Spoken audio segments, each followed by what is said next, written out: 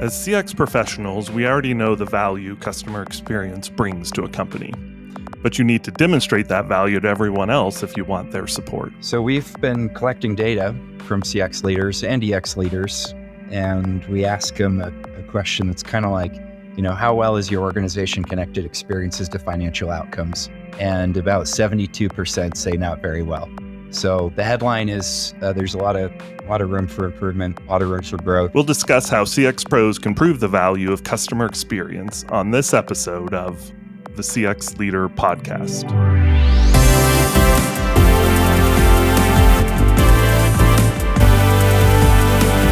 The CX Leader Podcast is produced by Walker, an experience management firm that helps our clients accelerate their XM success.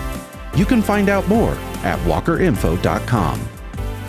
Hello, everyone. I'm Troy Powell, host of this episode of the CX Leader Podcast, and thank you for listening. It's never been a better time to be a CX leader, and we explore topics and themes to help leaders like you develop great programs and deliver amazing experiences. I'm sure many of you have heard of Schrodinger's cat, the famous thought experiment in which a cat is in a box with a vial of poison. And until you open the box and observe the fate of the poor animal, it is simultaneously alive and dead. Its fate isn't determined until you've observed its condition. Leaders in a company can sometimes feel that way about the benefits of customer experience management, and the fault really doesn't lie with them. As a CX pro, you need to open the box and prove that your CX program brings value to your organization. My guest today has made it his profession to help show the value of experience management. Topher Mitchell is the manager of value advisory at Qualtrics, the experience management technology company that we're proud to call a partner. Topher, welcome to the CX Leader Podcast. Thank you, Troy. Open the box. That's a great opening message. Exactly right. Anytime we can tie what we do to quantum mechanics makes it cool. But there's definitely some truth to that. First of all, before we get going on some of the content, I'm just interested to hear kind of how did you get into this role at Qualtrics? It's kind of value advisory position, which is a really important one, but also a little unique. So what drove you there? Yeah, thank you. I really feel like I have found my dream job. I love what I do. And it's really just thanks to having been surrounded by great folks, mentors, an uncle that talked me into. So my background is finance. I love math. I love finance. And I was choosing what to do after graduating. And I had done internships at a hedge fund and a bank and working on my CFA, and just didn't feel like that was the path. I didn't want to take the traditional finance path. And so, when my uncle talked me into doing software sales, which was crazy. And I tried it out at Qualtrics just part-time while I was finishing school, and was not good at it, but I really liked it, fell in love with the culture. And, 10 years later, it's grown into this profession that for me is really meaningful, bringing together customer experience and employee experience and finance and math and all these things that I care about. And many people along the way have supported and helped me. So that's a little bit about me. Yeah, that's a great path, and usually is the one that gets you where you need to go, right? Is the people who support it and an organization that allows for some creativity in how to utilize your talents. So, we always talk about anytime we're talking about this kind of value topic, the importance of having friends in the finance department, but there's also this piece of having somebody on the CX side that can speak well to them, and that finance background also helps a whole lot. Have you found that to be true? 100%. Yeah, that's a friendship that you really are worth investing in. Good. So, this idea of proving the value of CX, not a new idea, not something that has not, it's been discussed ad nauseum, let's just say, for many years.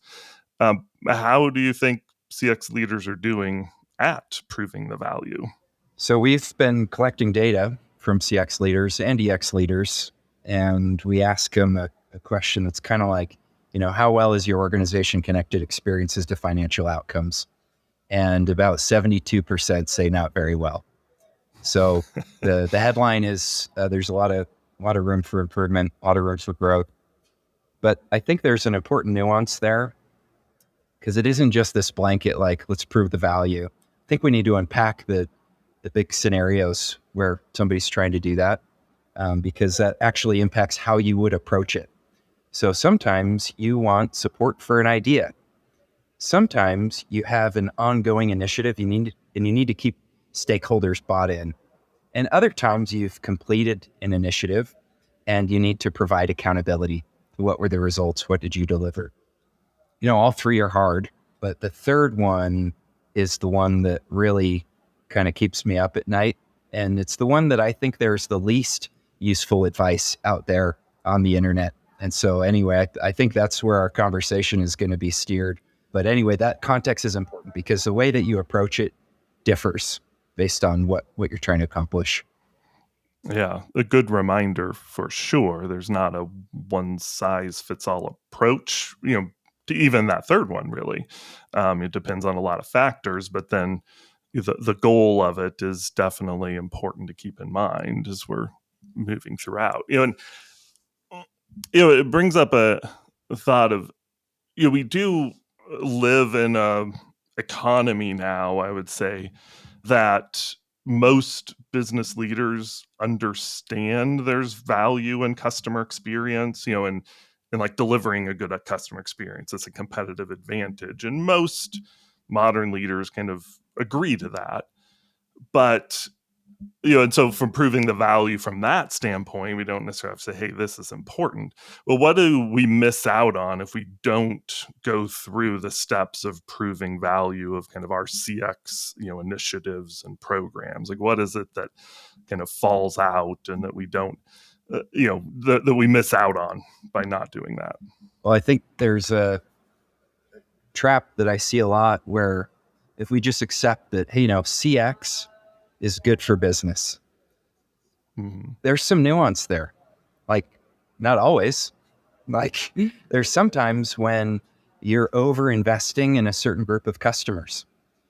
You're certainly making them happy, providing them a better customer experience, but it may not be good for the business. Or, another kind of infamous one is discounts. Yeah, like customers are pretty happy with their experience, but is it good for the business? Or, we improved this experience, but our competitors improved faster or better or in more meaningful ways. That improved the experience, but may not have been good for business. I can go on if you'd like me to, but I think it's really important to be specific in that customer experience is a great measure of value you've created for your customers, which may show up in your CX scores or time saved for your customers, or if you're a financial services provider, like helping your customers achieve their goals. But business value is a function of cash flow. So are we driving cash flow, which means increasing revenue, decreasing costs? And while A can be an important ingredient in driving B, A is not a proxy for B. So creating value for your customers is not the same as creating value for your business. So I'm really glad at how much attention and buy-in and belief there is in customer experience. And CX professionals out there need to help their organizations level up and how they're thinking about it. CX is a great measure of value created for your customers. The same way that employee experience is value created for your employees, business value is a function of cash flow. Yeah. No, it's a great example and a great way to think about it. And it's, I always like to consider this idea of your scores are not just some monolithic thing. Like your score is a 26 NPS or what. Well, it's really about, what's underneath that and the segmentations and the looking at, okay, how does this play out in different scenarios? Because you're right. You can overinvest sometimes in areas or underinvest, or it looks like things are good, but they're still not meeting where customers want it to be. So digging in is pretty important there. What are some of, it's obviously, again, something that's on a CX leader's mind all the time is like, how do I have some way of indicating the impact that I'm having? What are some of the biggest traps you think people fall into as they start along this path that can derail those efforts? So I like to bucket them in, there's kind of three traps. that we see a lot. And the first one we alluded to a little bit already. It's when we're obsessed with like, what's the dollar value of a point NPS or a dollar value in satisfaction. And we see that a lot. And I might get some hate for this, but that's a fantasy. Like that's a trap. For the reason you'll get only love for me for that. So keep saying it. Okay. It's a safe place. It's a trap for the reason we talked about. Like there's a lot of reasons for these to move in different directions. Like there's so many confounders there. But also it drives the wrong behavior. Like imagine managing your business and then telling your employees like, hey, no, this customer satisfaction, we'll use it as an example, is a good enough proxy for business value. What kind of decisions are your employees and managers going to make? Like they're going to take the best path to drive that score, which may not always be best for the business. Another trap is sometimes CX programs get stuck as a customer experience measurement program rather than a management program. That is, when you ask them, what actions are you driving? Either they aren't driving meaningful actions or change in the business, or they just don't know where it's happening. So they're like sending insights over the fence, or there's just dashboards and they're hoping that teams will take action on it. And there should be that democratization where people can access the insights and take action. But the CX team also has accountability to making sure action is happening and knowing where it's happening. And related, sometimes we think that, we learned this thing, so we launched a new survey. That was our action. Keep pulling that thread. It's like, okay, what did you learn from the survey? And then how did you make a change in the business or a change to the customer experience? Or, they know how important actions are, but they're just struggling to get buy-in. It's like, hey, we keep getting this information from our customers that really need to invest in fixing this experience. And no business has a shortage of ideas. It's not like idle hands are the devil's workshop. Like you got a bunch of people throughout the company who are doing important things. And so cutting through the noise can be hard. And then the third group of traps that we see is, they are driving meaningful action, but when asked, what impact did this have on the business? There is no way of knowing that. Like the metrics we're trying to influence, let's say it's customer churn, like so are 100 other teams at our company. And there's also external market factors. How could we attribute any benefit to the actions that we've been doing? So it's a causal inference problem. So I liked your Schrodinger's cat intro because I think there's a tie in there. Or maybe it's, kind of more tactical. It's like, hey, we just can't get access to the operational data. Like we want to influence customer churn, but we just can't get access to that type of data. So anyway, those are kind of the three big traps that we see people getting stuck in. Yeah. You double click into a couple things on that. It came up as you were talking for sure, this knowing, understanding kind of the actions being taken. I think that's such a key piece. And, in your interactions with organizations that are really, trying to push this idea forward, how often do you see the CX team being kind of tied in or involved with, the actual deployment of initiatives or change management functions or those things, versus it being maybe more informal, that they're just making sure that they're kind of keeping up with what's going on? Yeah, we see both. I couldn't give you a percent on that, but I think both are important. I think there does need to be this scale motion, like you're functioning as a center of excellence.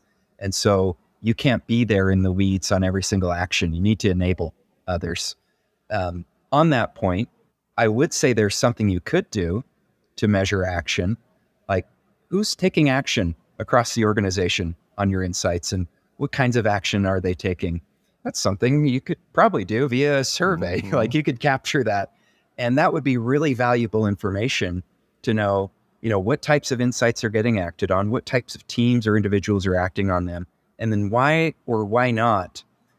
That would be so valuable for a CX team that wants to drive more action. Yeah. And then the other motion that you talked about is, getting really involved. And there's a capacity limitation there. And so I think call it picking your shots, picking your battles there. having at least one, though, at any given time that you're really involved in and helping with the experience design and the employment. You can sometimes offer your services as like a value add. Like, let's say you're trying to help the contact center team deploy a new experience for customers. Offering, hey, let us help you measure this. Like, let us help you deploy this in a way that's going to allow you to tell a business impact story. There are not many teams throughout the organization that would say no to help with that, because this whole impetus of this conversation is not unique to CX. Like, across organizations, teams struggle to attribute impact to the work that they're doing. Some functions may be better at it than others. I mean, like, the supply chain function has been around for centuries. And so their playbook is pretty well mapped out. But a lot of teams really want help with this. Yeah. A lot of them rely on correlations between what they're doing and kind of hoping that that's adequate. And so the CX teams can help drive some maturity in how they're approaching and thinking about driving impact. Yeah.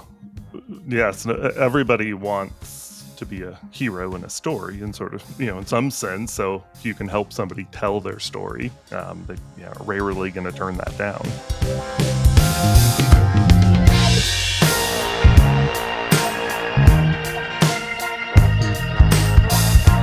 It's that time of year where CX professionals can earn the recognition they deserve. Applications are now being accepted for the 2024 U.S. Customer Experience Awards. Finalists and winners will be named in 22 different CX categories, celebrating a particular aspect of CX excellence, and you could submit an entry in multiple categories. This could be the chance for your team to finally get the recognition they deserve. To find out more and submit your entry, go to usacxa.com.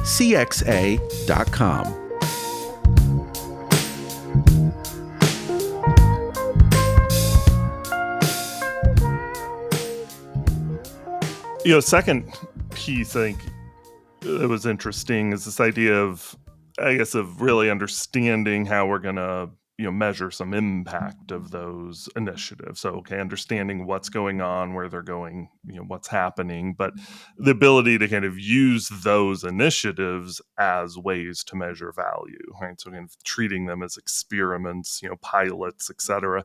Talk a little bit about that, the role that kind of experimentation really can play in this. I'm excited to go into this topic. Core to experimentation are the actions. Like, what are the changes that you're making? And so having that as like the central unit of analysis. So we have this framework that we recommend. We call it a value chain, which is what's the insight or capability that you brought to the organization? What action was taken based on that? What KPIs were impacted by that action and by how much? And then what's the business value of those KPI improvements? When I say it and when you see it written out, like insight, action, KPI improvement, business impact, it's like, okay, yes, very simple, like not groundbreaking, but it is, because the traps that we just talked about, adhering to this framework actually helps you avoid all those traps. And so before we get into experimentation, just having that framework is extremely valuable. Like, what insight or capability did you bring?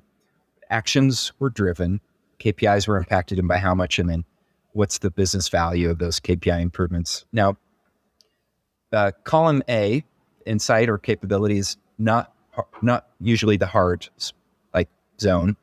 Like, that's usually kind of front and center all the time for CX teams.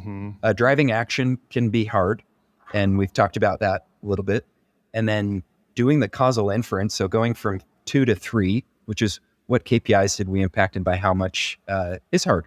But let's call it what it is. Like, this is a causal inference problem. And once we give it a language, like, we can now tap into all the causal inference tools, and experimentation just happens to be the one that I think is most accessible for CX professionals, and that I think will solve additional challenges that CX pros face. And sometimes people don't lean into experimentation. I mean, there's a lot of reasons. Sometimes it's like, I don't have formal training. Maybe it's, our organization just doesn't have an appetite for experiments, a number of other reasons.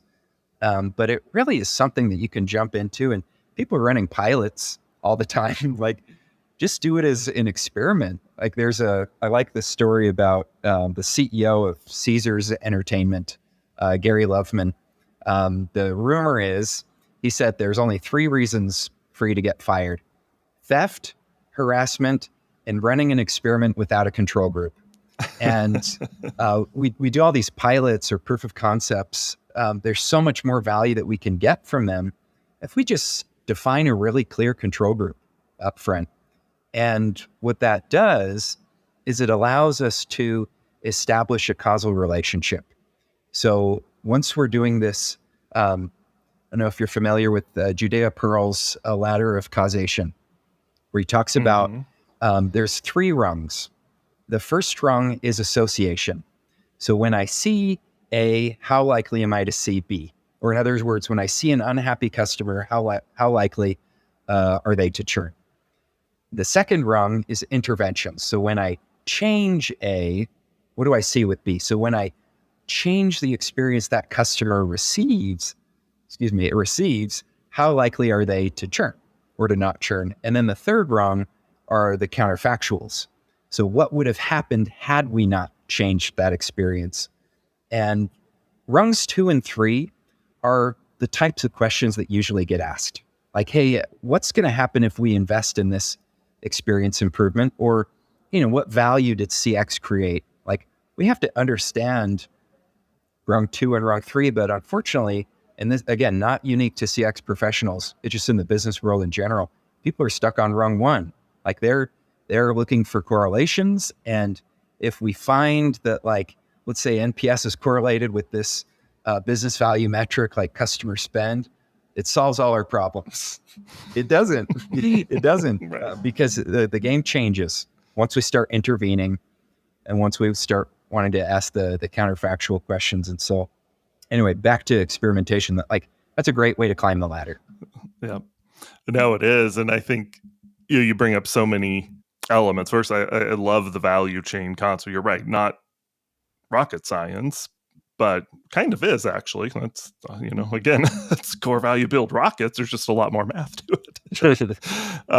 But, this idea of really understanding that this isn't about just, proving that, hey, people who have a higher NPS score give us, more spend, or people who are more satisfied, recommend us more, or, these correlational things that good, like, hey, let's, establish some stuff, but it doesn't get down to, okay, what do we do, and what do those actions mean and what impact do they have? And, one thing that I've definitely seen that gets in the way of that is not planning for it, right? Like, not really thinking through, like, this is what we're working on, because there's a time period, right? Causality also, there's some element of observing this over a little bit of time, or maybe a lot of time, depending on what we're talking about. And then also, yes, your idea of that control group, which is, 1, not something a lot of people think about, but 2, also, there is some difficulty. And often if you're doing a pilot, it's like, hey, well, we got this group to buy into it and they wanted to do a pilot. And you're like, okay, well, now do we hold some of those group customers out, or do we find another group that's similar? But again, it doesn't have to be like, we're not looking for FDA approval of, a pharmaceutical here, but we are looking for some level of rigor. Yeah, and that's a great call. I mean, like, the purpose of a randomized controlled trial is to randomize out the confounders.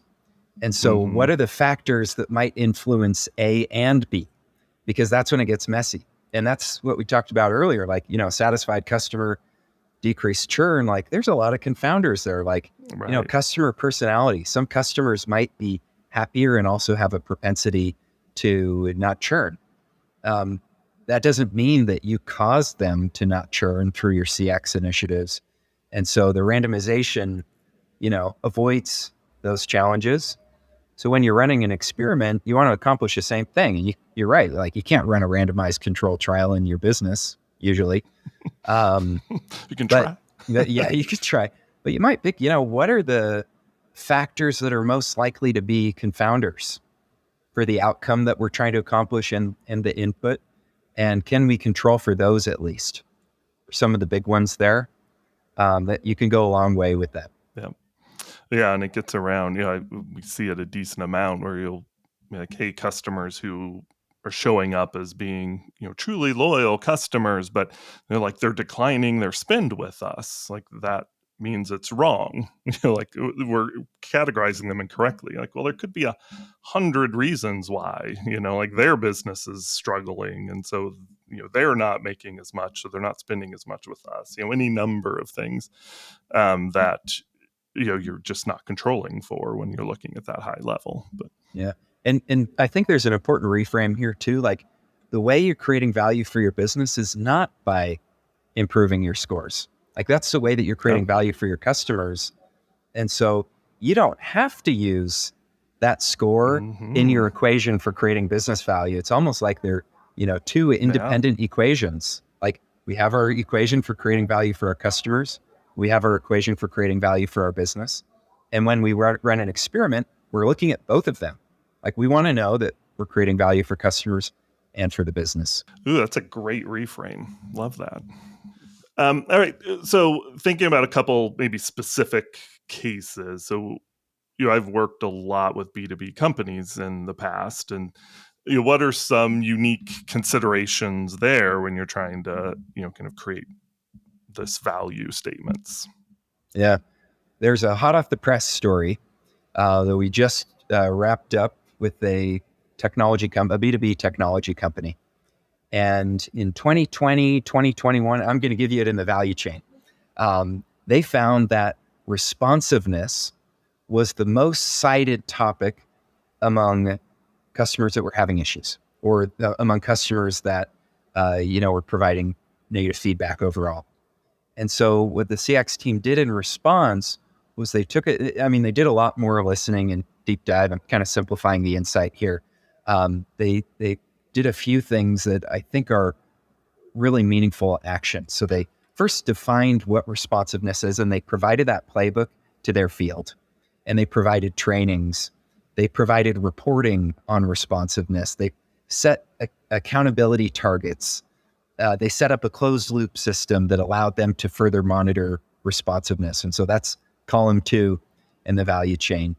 And because of how they deployed that initiative, they were able to find that those that were adhering, or that started adhering to responsiveness best practices, realized a 4% reduction in client churn on their accounts and a 10% increase in sales opportunity win rates on their accounts. And that, jumping from that to the fourth column of business value, is just algebra. So over the 2.5 years since deploying that initiative, it's about $10 million net of the, variable costs of selling and the costs of deploying the initiative. And so I really was impressed by this team. And it comes back to that really meaningful action that they drove. Like that was a substantial lift. So anyway, there's a B2B example for you. Yeah, no, it's a great one. And I think, there's so, I don't know, in B2B, you still do have a lot of this personal interaction piece, that's going on. And so the ability to really understand the employee's role in that, and there's a ton we could talk about there, but we don't have hours to talk. So, but bringing the employee into this too is another great thing to do. Okay, well, we are running short on time as usual because it's a topic I love. So I'm, going to go deep into things. But to kind of wrap up, we always like to ask this take-home value question of our guests. So if you could provide kind of, one piece of advice to a CX leader that they could kind of take and then immediately start putting into play in their, program to drive some value, what would that be? I would say to build a value chain. So whether there's a recent action that you recently drove, or an action you're about to deploy, that's actually great timing for a value chain. Or let's say, you're stuck in like insight gathering. It's been hard to drive action. Think about a prospective action that you might like to drive, and then fill out the value chain for it. So what is the insight or capability that's leading to the action? What is the action itself? What KPIs were impacted by the action and by how much? Or what KPIs would you hope would be impacted by the action? And what evidence do you have that action would actually impact those KPIs? And then what's the business? So how would you go from those KPI improvements to business value? And doing that gets to comment you made at the beginning, like having a friend in finance, so valuable. They can often be the person who provides access to the operational data that you need. They can also help provide the formulas like, hey, here's how much customer churn is worth. Like if we retain a customer, here's what they're worth. So having a friend in finance or FP&A is really valuable. And I would give a bonus for the listeners, for anyone that wants feedback. And you got to really want feedback because I don't pull any punches. Send it to me on LinkedIn. And I would love to see what you put together, and I'd be happy to give you feedback. Yeah. No, great advice. And, that gets a plan started. And, I think so much of these things fail because there isn't a plan in mind when we start out with something. And then all of a sudden we're being asked to prove value and we haven't been working towards that or working on a plan towards it, in advance. So good advice. And definitely take Topher up on that. Anytime you can get advice from somebody who's done it, 1,000 times or something, Yep. it definitely helps. So thank you for that, Topher. So I've been talking to Topher Mitchell, Manager of Value Advisory at Qualtrics. So Topher, thank you so much for being on the show. Thank you. Thanks for having me. If you want to talk about anything you heard on this podcast or about how Walker can help your business's customer experience, feel free to email us at podcast@walkerinfo.com. Remember to give the CX Leader podcast a rating through your podcast service and give us a review. Your feedback will help us improve the show and deliver the best value to you, our listener. Check out our website, cxleaderpodcast.com, to follow the show and find all our previous episodes, our podcast series, a link to our blog, which we update regularly, and contact information. The CX Leader podcast is a production of Walker. We're an experience management firm that helps companies accelerate their XM success. You can read more about us at walkerinfo.com. Thank you for listening, and remember, it's a great time to be a CX leader. We'll see you next time.